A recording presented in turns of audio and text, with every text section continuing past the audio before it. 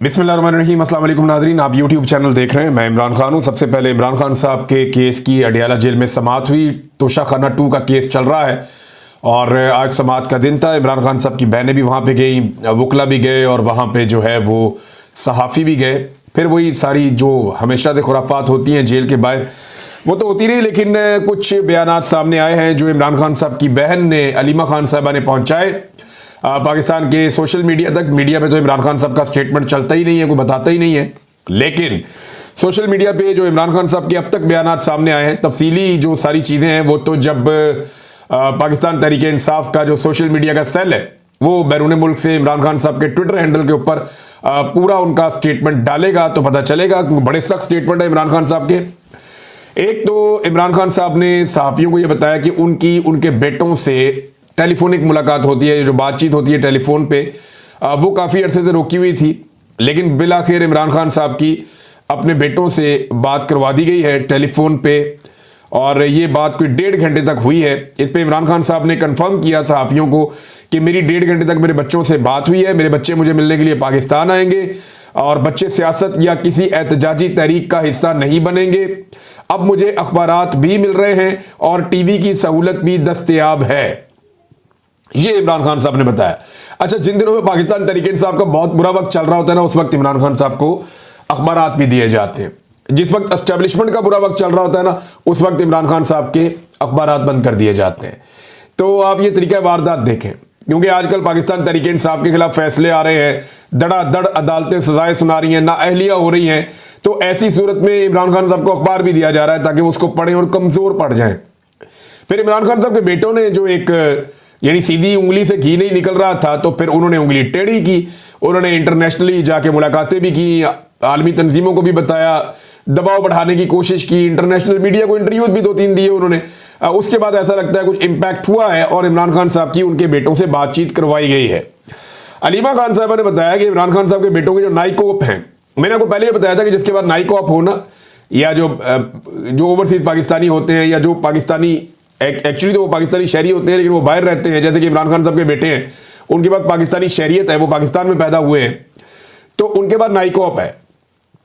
NICOP जो है वो एक आईडी कार्ड है और वो उनके गुम गए। जिसके बाद नाइकॉप वो कंट्री में आ सकता है, लेकिन वो उनके कहते हैं गुम गए हैं, जो अलीमा खान है उन्होंने बताया, और इस वजह से वो पाकिस्तान में अपने नाइकॉप पे ट्रैवल नहीं कर सकते। तो उन्होंने नाइकॉप के लिए अप्लाई किया कि जनाब हमें नाइकॉप मुहैया किए जाएं। अब इस प्रोसीजर में वो 1 महीना भी लगा सकते हैं, लिहाजा उन्होंने वीज़ा अप्लाई करने के लिए भी दरखास्त दे दी कि हमें पाकिस्तान का वीज़ा दिया जाए। वीज़ा 1 घंटे में दिया जा सकता है और वो अभी तक नहीं दिया गया। इसमें जनाब अलीमा खानम ने कहा कि वहाँ जो जमामा की फैमिली है, उनकी कोई सेक्रेटरी है या कोई खातून है, वो जाएंगी और जाकर पाकिस्तानी एम्बेसी से मुलाकात करके पूछेंगी कि उनके जो बच्चे हैं जमामा के, उन्हें पाकिस्तान का वीज़ा क्यों नहीं मिल रहा। तो ये मंडे वाले दिन वो कह रहे हैं जी प्रोसीजर अब आगे बढ़ाएंगे। अब अलीमा खान साहबा ने क्या बताया कि इमरान खान साहब ने क्या कहा। उन्होंने कहा कि आसिम मुनीर ने अपने इक़्तिदार के लिए पाकिस्तान के इदारों को तबाह कर दिया है। 26वीं आईनी तरमीम के जरिए अदलिया को हुकूमती इदारा बना दिया गया है। इलेक्शन चोरी करके चोर मुसल्लत कर रहे हैं, ये इमरान खान साहब ने कहा। फिर इमरान खान साहब ने कहा कि पाकिस्तान के इदारों की 77 साला डेवलपमेंट को अपने इक़्तिदार की खातिर तबाह कर दिया गया है। पहले मैंडेट चोरी करवाकर चोरों को पाकिस्तान पर मुसल्लत कर दिया, मीडिया का गला दबा दिया, जुडिशरी को 26वीं तरमीम के जरिए हुकूमती इदारा बना दिया। जजेस वही सजाएं दे रहे हैं जो उनके हाथ में पकड़ाई जाती हैं। उन्होंने तहरीक के हवाले से 5 अगस्त के बाद 14 अगस्त को भी बहुत अहम करार दे दिया इमरान खान साहब ने, क्योंकि अब पाकिस्तान की आज़ादी और इदारों की बहाली के लिए खड़े हैं और तहरीक में भरपूर शिरकत करने से ही आज़ादी मिलेगी।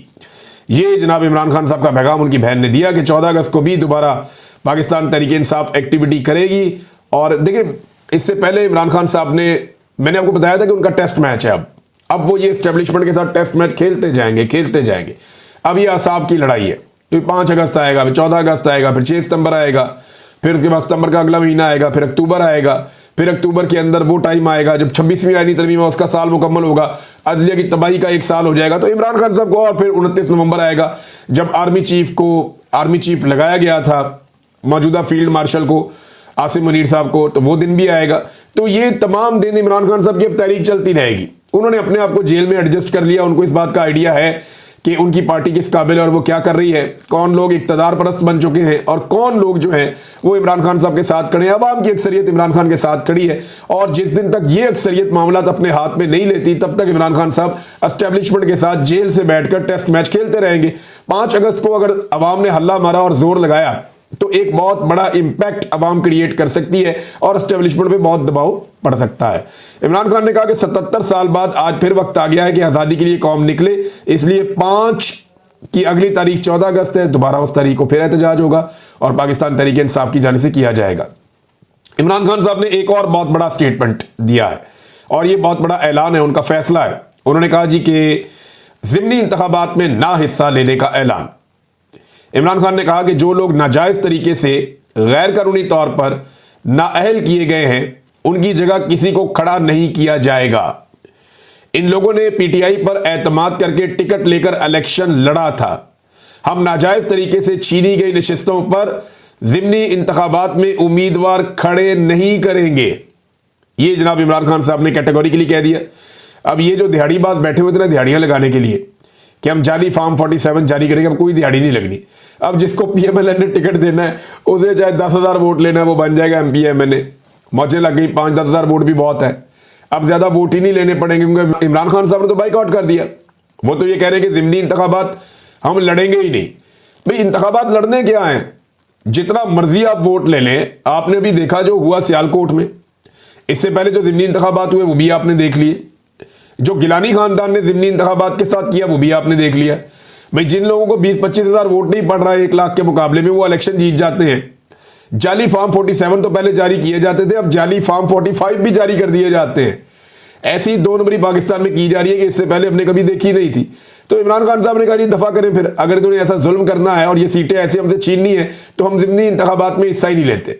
अब ये उन्होंने फैसला किया है, सोच समझ के उन्होंने फैसला किया होगा। और इलेक्शन का बाइकआउट करना या ज़िमनी इलेक्शन का बाइकआउट करना ये कोई छोटी बात नहीं होती है, बड़ी बात होती है। लेकिन एस्टेब्लिशमेंट इमरान खान साहब को बार बार हरा कर ये साबित करना चाहती है कि शायद उनकी मकबूलियत कम हो रही है। तो इमरान खान साहब इसका बाइकआउट करके एस्टेब्लिशमेंट का ये हथकंडा भी छीन लेंगे। और जिन लोगों ने दिहाड़ियां लगानी थी, जैसा कि जावेद लतीफ़ साहब ने बताया कि एजेंसियों के लोगों ने पैसा पकड़ा और फॉर्म 47 उन्हें दिए जिनसे पैसा पकड़ा गया। जावेद लतीफ़ साहब ने ये इल्ज़ाम लगाया था, पीएमएलएन के नवाज शरीफ साहब के करीबी साथी है। अब मामला ये है कि दिहाड़ी कैसे लगाएंगे, मद्दे मुकाबले नहीं है। जब इमरान खान साहब ने उम्मीदवारी खड़ा नहीं करना तो फिर आप दिहाड़ी कैसे लगा सकते हैं, वो दिहाड़ी अब लगनी नहीं है। लोगों ने बड़े बड़े पैसे बनाए, बड़े लोग अरबपति हो गए इस सारे गोरख धंधे में जो पाकिस्तान के साथ किया गया गुज़िश्ता 3 साल में। तो इमरान खान ने कहा कि जनाब नाजायज़ तरीके से ये आए हुए हैं तो नाजायज़ तरीके से छीनी गई नशिस्तों पर ज़िमनी इंतखाबात में उम्मीदवार खड़े नहीं करेंगे। ये इमरान खान साहब का फैसला है। और आसिम मुनीर ने अपने इक़्तिदार के लिए सारे इदारों को तबाह कर दिया।